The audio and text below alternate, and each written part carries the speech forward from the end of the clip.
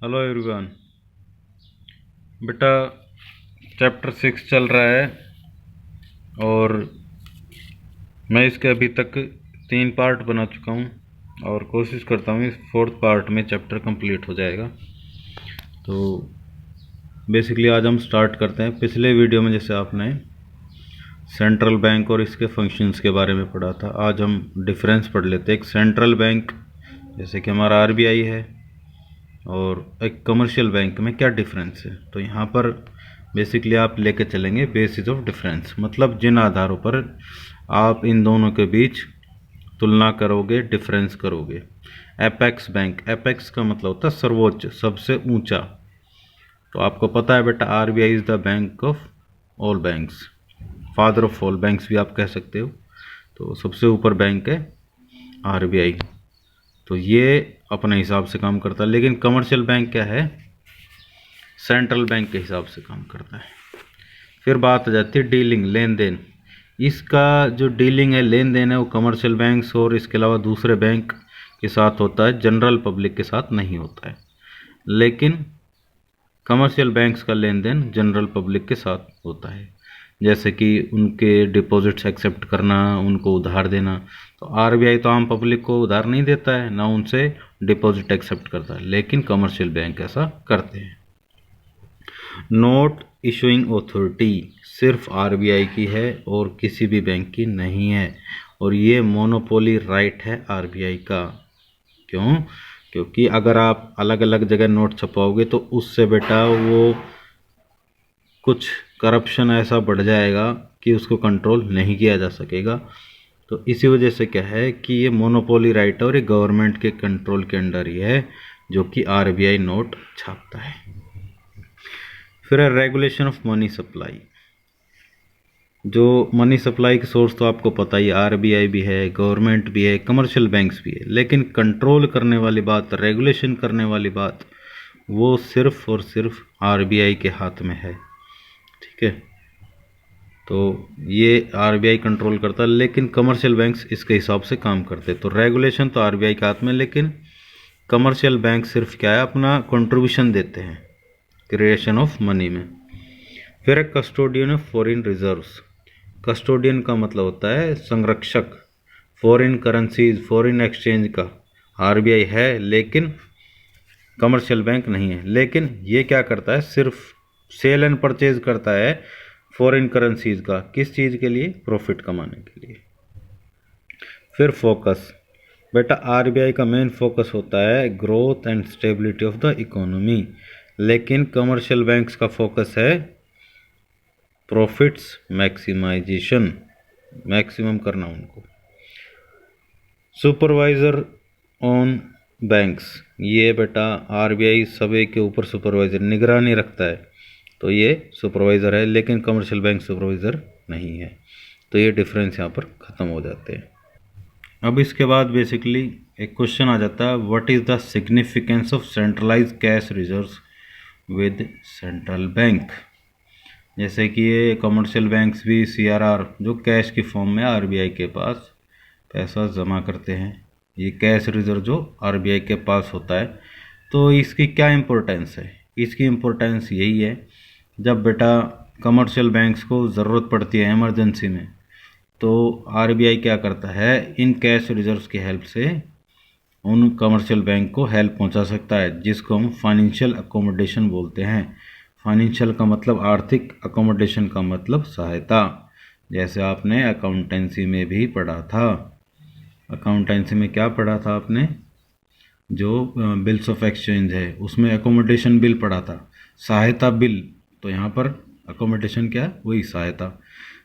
अब इससे क्या है, एक काम और है कि कैश रिजर्व से क्या होता है कि आरबीआई कमर्शियल बैंक्स पे कंट्रोल भी रखता है। अगर वो कहीं गड़बड़ करेंगे तो उनके पैसे को भी जब्त कर लेता है और उनको उधार भी नहीं देता है। अब इसके बाद हम देख लेते हैं कंट्रोल ऑफ मनी सप्लाई और credit supply by central bank RBI in India. मतलब पूरी इकोनॉमी में मनी सप्लाई या क्रेडिट सप्लाई, यानी कि उधार देने का जो सिस्टम है, कब पब्लिक को ज़्यादा उधार देना चाहिए, कब कम देना चाहिए, महंगाई कैसे कंट्रोल होगी, मंदी कैसे कंट्रोल होगी, तो उसके लिए अलग अलग मेजर्स हैं कंट्रोल के, ठीक है, इंस्ट्रूमेंट्स हैं जिनके बेस पर क्या है आरबीआई इनको कंट्रोल करता है। सबसे पहला है क्वांटिटेटिव इंस्ट्रूमेंट्स, यानी कि आप जिसको क्वांटिटी में इजीली मेज़र कर सकते हो। फिर है क्वालिटेटिव इंस्ट्रूमेंट्स, गुणात्मक, जिनको आप क्वांटिटी में मेज़र नहीं कर सकते लेकिन फिर भी ये बहुत बड़ा रोल प्ले करते हैं कि इकोनॉमी में इन्फ्लेशन को किस तरह से कंट्रोल किया जाए, डिफ्लेशन को किस तरह से कंट्रोल किया जाए। तो इन इंस्ट्रूमेंट्स के अंडर छोटे छोटे पार्ट्स आ जाते हैं, उनको हम देख लेते हैं बेसिकली। सबसे पहला है quantitative instruments of credit control. इसका मेन फोकस है मनी सप्लाई के ऊपर कि कितनी सप्लाई होनी चाहिए। अब यहाँ पर मैंने कंडीशन दिखा रखी है इन्फ्लेशन। इन्फ्लेशन का मतलब बढ़ती हुई कीमतें, कीमत बढ़ती जा रही, महंगाई बढ़ती जा रही है। तो आरबीआई कैसे कंट्रोल करेगा? मनी सप्लाई को कम कर देगा। मनी सप्लाई कम कर दी, पब्लिक को पैसा कम मिलेगा। कम मिलेगा तो कम खर्च कर पाएंगे, कम डिमांड होगी, डिमांड कम होने से कीमत कम आ जाती है, तो इन्फ्लेशन कंट्रोल हो जाएगी। अब ये मनी सप्लाई कैसे कम की जाती है? इस तरह से कि आरबीआई क्या करता है, लोन जो देते हैं कमर्शियल बैंक्स उन पर इंटरेस्ट रेट बढ़ा देता है। अब जैसे मान लो आप बैंक से लोन लेने के लिए गए, पहले तो आपको 5% में ही मिल रहा था, अब वो 10% में मिल रहा है, तो आप क्या करोगे? नहीं भाई, लोन नहीं लूँगा, बर्बाद हो जाऊँगा, ठीक है, तो आप लोन नहीं लोगे। तो इसी तरह से आम पब्लिक लोन नहीं लेगी, लोन नहीं मिलेगा तो पैसा भी नहीं होगा उनके पास खर्च करने के लिए, वो खर्च नहीं कर पाएंगे तो डिमांड भी कम हो जाएगी, और जब डिमांड कम हो जाती है तो कीमत अपने आप कम हो जाती है। इसी तरह से डिफ्लेशन है, मनी सप्लाई बढ़ा देंगे, इंटरेस्ट रेट कम कर दिया, या बिल्कुल पब्लिक को आसानी से लोन मिल जाएगा तो उनके पास पैसा होगा, खर्च करेंगे बढ़िया, डिमांड ज़्यादा होगी तो कीमत बढ़नी स्टार्ट हो जाएगी और तेज़ी आना स्टार्ट हो जाएगी। अब आ जाता है पहला point, bank rate. Bank rate क्या है बेसिकली? वैसे तो बेटा बड़े लेवल पे देखें तो बैंक रेट वो रेट है जिस रेट से, जिस दर से एक देश का सेंट्रल बैंक अदर बैंक्स को लोन देता है, ठीक है। लेकिन आपकी जो बुक है उसके हिसाब से क्या है, इसमें कमर्शियल बैंक्स को लोन देता है वेरी शॉर्ट टाइम पीरियड के लिए, वेरी शॉर्ट टाइम पीरियड, बहुत कम, ठीक है। और इसी रेट पर आरबीआई क्या करता है, first class bills and securities की जो सिक्योरिटीज़ हैं कमर्शियल बैंक्स की, उनको डिस्काउंट करता है। जैसे आपने बिल्स ऑफ एक्सचेंज पढ़ा था, उसमें आपने डिस्काउंटिंग विद बैंक पढ़ा था कि जब आपको टाइम से पहले पैसे की ज़रूरत पड़ जाती है तो आप उस बिल को लेकर पहुंच जाते हो बैंक के पास, तो बैंक क्या करता है, कुछ चार्ज काट के आपको पैसे दे देता है, तो वही डिस्काउंटिंग है। तो आरबीआई इसी रेट से क्या करता है, इसके जो सिक्योरिटीज़ हैं कमर्शियल बैंक्स की और बिल्स हैं उनको डिस्काउंट करता है, इसीलिए इसको डिस्काउंट रेट भी कहा जाता है।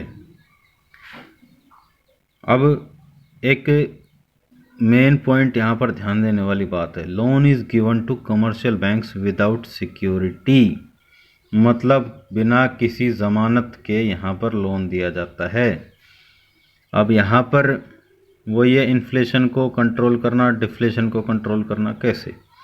अगर बैंक रेट बढ़ा दिया तो मनी सप्लाई कम हो जाएगी। मनी सप्लाई कैसे कम हो जाएगी भाई? जब आरबीआई कमर्शियल बैंक्स को ज़्यादा इंटरेस्ट पर लोन देगा तो आगे वो पब्लिक को भी ज़्यादा इंटरेस्ट रेट पर देंगे, तो पब्लिक तो लेगी नहीं तो उनके पास पैसा कम होगा खर्च करने के लिए, कम खर्च करेंगे तो कम डिमांड होगी, डिमांड कम होगी तो वो कीमत डाउन हो जाएगी। अब उल्टा डिफ्लेशन को कंट्रोल करने के लिए बैंक रेट को कम कर दीजिए तो वो डिफ्लेशन कंट्रोल हो जाएगी, यानी कि हम बेटा तेज़ी की तरफ बढ़ने लगेंगे, डिमांड बढ़ने से तेज़ी आ जाएगी, प्रोडक्शन ज़्यादा चालू होगा। फिर है सेकंड, ओपन मार्केट ऑपरेशंस। कई बार कमर्शियल आरबीआई बैंक है सेंट्रल बैंक, ओपन मार्केट में जैसे ये सिक्योरिटीज़ बेचने खरीदने का काम होता है तो वहाँ पर भी बहुत बड़ा रोल प्ले करता है। अब आरबीआई किस तरह से इन्फ्लेशन और डिफ्लेशन को कंट्रोल करेगा? अब मान लो सिक्योरिटीज़ बेच दी, कोई बिल बेच दिया, कोई कमर्शियल बिल है। कमर्शियल बिल बेचने से क्या होगा? पब्लिक के पास जो पैसा है, पब्लिक उस बिल को खरीदेंगे। अब खरीदने के लिए क्यों तैयार रहते हैं? क्योंकि उसमें इन्वेस्टमेंट करना पब्लिक के लिए बहुत ज़्यादा फ़ायदेमंद होता है और अश्योरिटी भी रहती है कि उनका पैसा नहीं डूबेगा, तो इन्वेस्ट कर देते हैं। अब मान लो मैं आरबीआई हूँ, आपको मैंने कमर्शियल बिल दे दिया, आपने कमर्शियल बिल ले लिया और मैंने आपसे वो कैश ले लिया, आपसे पैसा ले लिया, तो क्या आपके पास पैसा रहा खर्च करने के लिए? नहीं रहा। तो नहीं रहा तो बेटा आप खर्च नहीं कर पाएंगे, तो इन्फ्लेशन कंट्रोल हो जाएगी। अब यहाँ पर परचेज ऑफ सिक्योरिटीज़, अब आपसे मैं वो सिक्योरिटी वापस ले लूँ तो आपको मैं पैसे दूंगा, तो आपके पास आ गए पैसे, आप खर्च कर सकते हो, तो उससे क्या है, डिफ्लेशन कंट्रोल हो जाएगी। फिर है रेपो रेट। रेपो रेट यहाँ पर भी बेटा कमर्शियल बैंक्स को ही आरबीआई उधार देता है, लेकिन यहाँ पर है शॉर्ट टाइम पीरियड। वहाँ पर था बैंक रेट में वेरी शॉर्ट टाइम पीरियड, और वहाँ पर एक बात थी विदाउट सिक्योरिटी, लेकिन यहाँ पर क्या है, with security. Loan is given by RBI to commercial banks with security. तो यहाँ पर सिक्योरिटी, अब वो क्या किया जाता है बेसिकली, कमर्शियल बैंक्स जब अपना पैसा चुका देते हैं, लोन वगैरह चुका देते हैं आरबीआई को वापस, तो वो अपनी सिक्योरिटी वापस ले सकते हैं। तो इसी को हम रीपर्चेज रेट भी बोलते हैं, यानी कि वो दोबारा से अपनी उस सिक्योरिटी को खरीद सकते हैं। तो इन्फ्लेशन कंट्रोल करने के लिए क्या करेंगे, वही है, रेपो रेट बढ़ा देगा आरबीआई, तो इन्फ्लेशन अपने आप कंट्रोल हो जाएगी। और अगर बेटा डिफ्लेशन को कंट्रोल करना है तो रेपो रेट कम कर दी जाएगी। फिर उसके बाद है reverse repo rate, triple R. अभी तो यहाँ पर आरबीआई बैंक बेटा कमर्शियल बैंक्स को उधार दे रहा था। अब यहाँ पर दो तरीके से इस चीज़ को समझा जा सकता है। एक तो तरीका ये कि भाई जब रेपो रेट में तो उधार दे रहा था आरबीआई बैंक कमर्शियल बैंक्स को, रिवर्स का मतलब उल्टा, यानी कि जिस रेट से आरबीआई बैंक कमर्शियल बैंक से उधार लेता है, ठीक है ना, takes loans from commercial banks, ऐसा हो जाता है। आपकी बुक में ये थोड़ा सा अलग हिसाब में दे रखा है, इस चीज़ को दूसरे तरीके से हम समझ सकते हैं, या इस रेट को हम इस तरह से भी बता सकते हैं कि जिस रेट से आरबीआई कमर्शियल बैंक से डिपॉजिट्स एक्सेप्ट करता है। भाई कई बार कमर्शियल बैंक्स के पास सरप्लस में पैसे पड़े रहते हैं, तो वो क्या करते हैं, जब आरबीआई को ज़रूरत पड़ रही, ठीक है जमा कर देते हैं, इंटरेस्ट रेट अच्छा मिल जाएगा। लेकिन हाँ एक बात और याद रखना बेटा, रेपो रेट हमेशा रिवर्स रेपो रेट से ज़्यादा रहती है। Repo rate reverse repo rate से हमेशा ज़्यादा रहती है, क्योंकि आरबीआई का कंट्रोल है ना, आरबीआई इंटरेस्ट इतना देगा नहीं। जैसे कि हाँ अगर मैं बात करूँ बैंक्स की भी, सिंपली आप बैंक में पैसे जमा कराते हो तो आपको आपके सेविंग पर इंटरेस्ट कम मिलता है, लेकिन अगर आप उससे उधार लेते हो तो उस पर आपको इंटरेस्ट ज़्यादा चुकाना पड़ता है। अब इस रेट को हम रिवर्स रीपरचेज रेट भी बोलते हैं। अगर इन्फ्लेशन कंट्रोल करनी है तो रिवर्स रेपो रेट बढ़ाना है, और डिफ्लेशन कंट्रोल करनी है तो रिवर्स रेपो रेट घटाना है, तो इस तरह से कंट्रोल हो जाएगी। सीआरआर आपको पता है बेटा, हर एक कमर्शियल बैंक्स को अपने टोटल डिपॉजिट्स का एक फिक्स परसेंटेज कैश की फॉर्म में आरबीआई के पास जमा करवाना पड़ता है, that is called cash reserve ratio. तो यहाँ पर इन्फ्लेशन और डिफ्लेशन को किस तरह से कंट्रोल करेंगे बेटा, अगर सीआरआर बढ़ा दिया तो पब्लिक को लोन कम मिल पाएगा, तो उससे महंगाई अपने आप कंट्रोल हो जाएगी, और अगर सीआरआर घटा दिया तो डिफ्लेशन कंट्रोल हो जाएगी। फिर उसके बाद बात करते हैं, एक है स्टैच्यूटरी लिक्विडिटी रेशो, वैधानिक तरलता अनुपात। बेटा ये वो रेशो है कि हर एक कमर्शियल बैंक्स को अपने जो टोटल एसेट्स हैं उनको लिक्विड एसेट्स में फिक्स परसेंटेज होती है, लिक्विड एसेट्स की फॉर्म में रखना पड़ता है। टोटल एसेट्स जैसे आप बैलेंस शीट में भी देखते हो, फिक्स्ड एसेट्स होते हैं, करंट एसेट्स होते हैं, एक लिक्विड एसेट्स भी होते हैं। लिक्विड का मतलब जो बहुत ही फास्टली कैश में कन्वर्टिबल हैं, जिसको आप बहुत ज़्यादा जल्दी कैश में कन्वर्ट कर सकते हैं। तो टोटल एसेट्स का एक फिक्स परसेंटेज है, वो लिक्विड एसेट्स की फॉर्म में रखना पड़ता है, उसको हम एसएलआर बोलते हैं। अब ये लिक्विड एसेट्स कौन कौन से, कैश है, गोल्ड है, डायमंड है, या उसके अलावा फॉरेन सिक्योरिटीज़ जैसे फॉरेन करेंसी वगैरह होती हैं, ये सारी चीज़ें हो सकती है। अब वही है सारा इन्फ्लेशन और डिफ्लेशन को कंट्रोल करने के लिए। एसएलआर बढ़ गई तो इन्फ्लेशन कंट्रोल हो जाएगी, और एसएलआर घट गई तो डिफ्लेशन कंट्रोल हो जाएगी। इसके बाद हम अगला देख लेते हैं।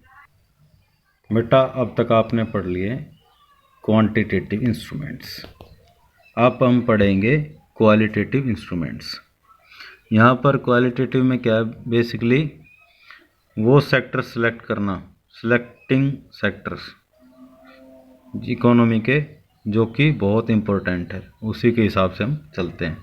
तो यहाँ पर मनी की सप्लाई को घटाने से और बढ़ाने से, ठीक है बेटा, इन पर बहुत फ़र्क पड़ता है, और यही वो सेक्टर्स हैं जिनकी वजह से मनी की सप्लाई है उस पर फ़र्क पड़ता है, और इकोनॉमी की जो स्टेबिलिटी है, स्टेबिलिटी डगमगा जाती है।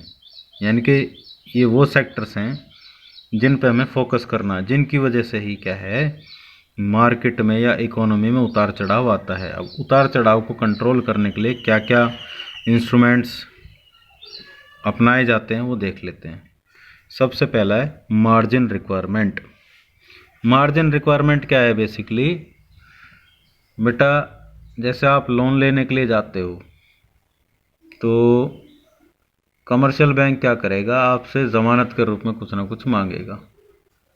अब मान लो आपको 2 लाख रुपए का लोन चाहिए, अब वो कह रहा है कि भाई 5 लाख की आपको ज़मानत रखनी पड़ेगी, तो डिफरेंस कितना हुआ, 3 लाख का।